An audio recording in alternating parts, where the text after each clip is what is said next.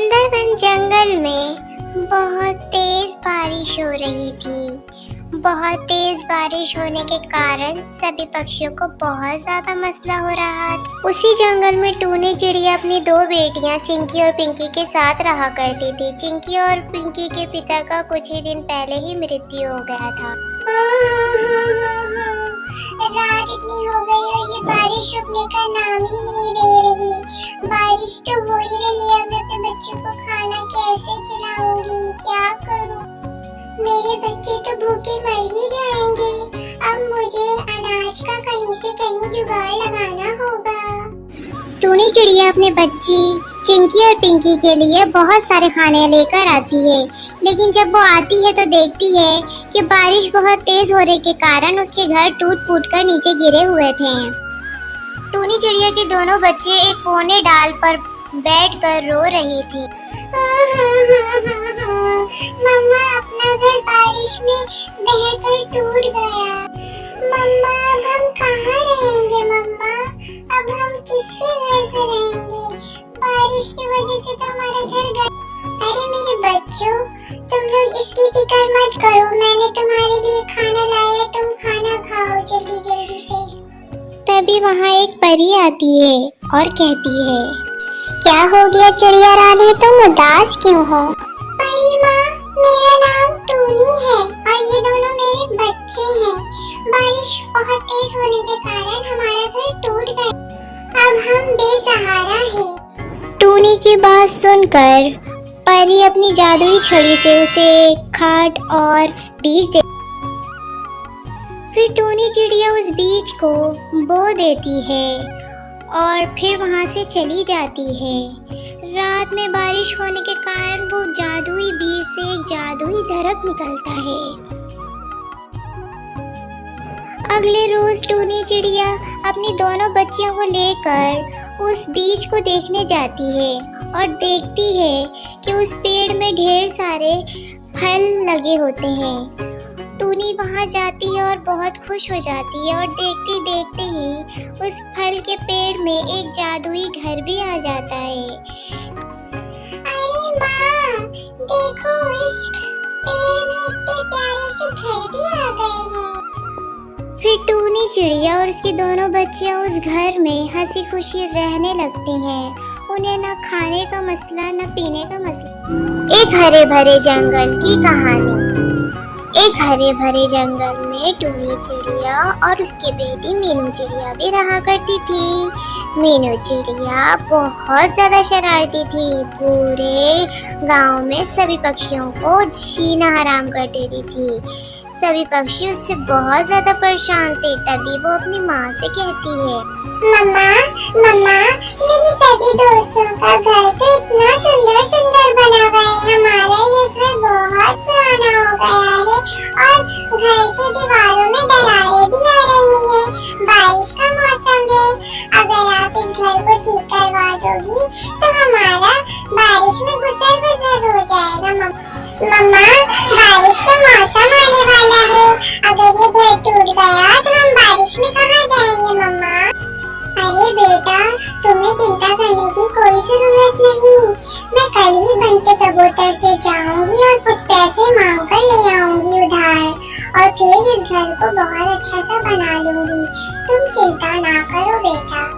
उसी जंगल में कालू कौवा और उसकी पत्नी गोरी कौवी भी रहती थी। वो दोनों बहुत ज्यादा बुरे थे और चालाक थे। अपनी चालाकियों से सभी को बेवकूफ बना जाते थे। तभी गोरी कौवी अपने पति कालू कौवे से कहती है, अरे कालू कौवे, मुझे तो बहुत ही गुस्सा आ रहा है उस टूनी चिड़िया और उसकी बेटी पर। तुम ऐसा करो, उसका जो झोपड़ी घर है उसको तोड़ दो ताकि वो टूनी चिड़िया और उसकी बेटी मर जाए और हम यहाँ सभी पक्षियों को दबा कर रखें ताकि सभी पक्षी हमारे वश में रहें। अरे गोरी कौवी, तुम तो सोचने में मुझसे भी ज्यादा तेज हो। तुम बिल्कुल सही कह रही हो, मैं उसका कल ही घर जाकर तोड़ दूंगा। फिर अगले दिन सुबह होते ही टूनी चिड़िया अपनी बेटी से कहती है, बेटा चिंकी, मैं बंटी कबूतर के पास जा रही हूँ उससे उधार पैसे लेने के लिए। तुम बाहर मत निकलना और यहीं रहना, क्योंकि बारिश होने ही वाली है। मौसम की सूरत हाल बहुत ज्यादा खराब है, इसलिए तुम यहीं पे रहना और बाहर मत जाना। बस मैं शाम होने से पहले पहले आ जाऊंगी। मेरी इस बात का बहुत ध्यान रखना मेरी बच्ची। ये कहकर टूनी चिड़िया वहाँ से निकल जाती है। फिर आती है बंटी कबूतर के पास और कहने लगती है, बंटी कबूतर जी, मुझे कुछ पैसों की बहुत जरूरत है। मुझे पैसे चाहिए। मुझे पैसे लेकर अपने घर की थोड़ी मरम्मत करनी है, क्योंकि बारिश का मौसम हो गया है और बारिश होने वाली है, इसलिए मुझे कुछ पैसों की जरूरत है।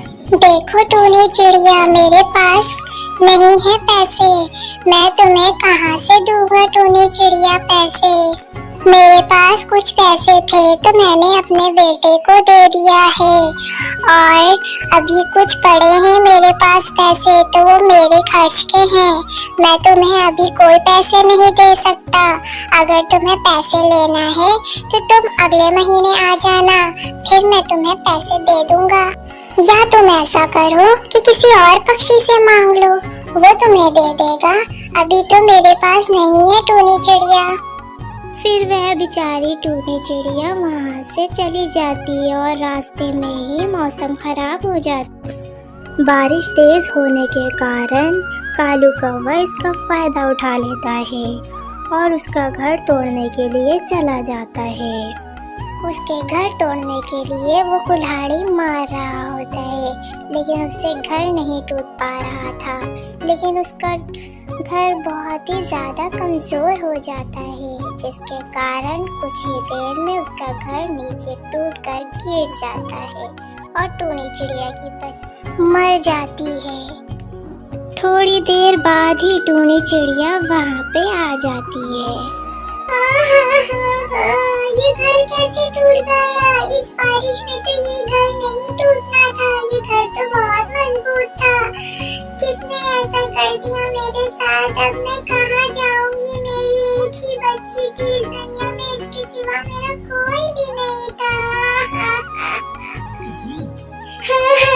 अब मैं क्या करूंगी? ये किसने कर दिया मेरे बच्ची के साथ? मेरी बच्ची बोलती थी कि माँ घर बना लो, लेकिन मैं नहीं सुन पाई। मेरे पास पैसे नहीं होने के कारण मैं घर नहीं बना पाई। इसी तरह दूसरा दिन हो जाता है। अगले दिन टूनी चिड़िया एक पेड़ पर बैठी होती है और बहुत ज्यादा उदास होती है अपनी बेटी की देहात के कारण। कौवा और कौवी उसे देखकर बहुत ही ज्यादा खुश होते हैं। तभी कौवी कहती है, अरे कालू कौवे, तुमने तो बिल्कुल भी सही काम नहीं किया है। वो टूनी चिड़िया कैसे बच गई? तुमने तो उसका घर तोड़कर गिरा दिया था, लेकिन फिर भी वो टूनी चिड़िया जिंदा बच गई और उसकी बेटी मर गई। अब तो मुझे ही उसको मारना पड़ेगा। अरे गोरी कौवी, तुम सही कह रही हो। तुम ही मार सकती हो, तुम क्योंकि मुझसे ज्यादा चालाक हो और शातिर हो। तुम कर सकती हो गोरी कौवी। अरे मैं ऐसा करती हूँ, अपना एक घर बना लेती हूँ। बारिश के कारण तो सभी लकड़ियाँ अभी गीली होंगी। ऐसा करती हूँ कि मैं मिट्टी का एक घर बना लेती हूँ, ताकि मैं अच्छे से अपनी जिंदगी गुजार लूँ। मेरा तो अब कोई बच्चा भी नहीं है। मैं अपनी जिंदगी ऐसे ही काट लूंगी। चलो मैं एक अच्छी सी घर ही बना लेती हूँ। जा रही मिट्टी। इसी तरह टूनी चिड़िया अपनी मेहनत और लगन से बहुत सारे मिट्टी इकट्ठे कर लेती है और दूसरे जंगल से मिट्टी ले आती है।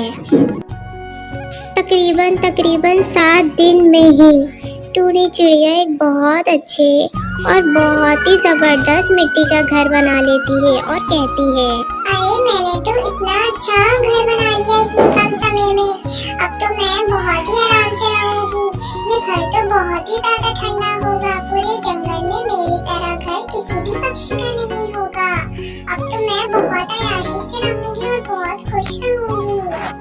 इसी तरह गोरी कौवी को टूनी चिड़िया के बच्चे को मारने की सजा मिल जाती है। क्योंकि कालू कौवे का मृत्यु हो जाता है और गोरी कौवी अब घर में अकेले रहती है।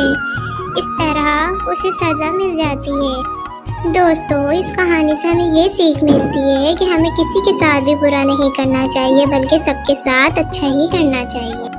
ऐसे ही कार्टून देखने के लिए मेरे चैनल को लाइक करें, शेयर करें और सब्सक्राइब करें और बहुत सारा कमेंट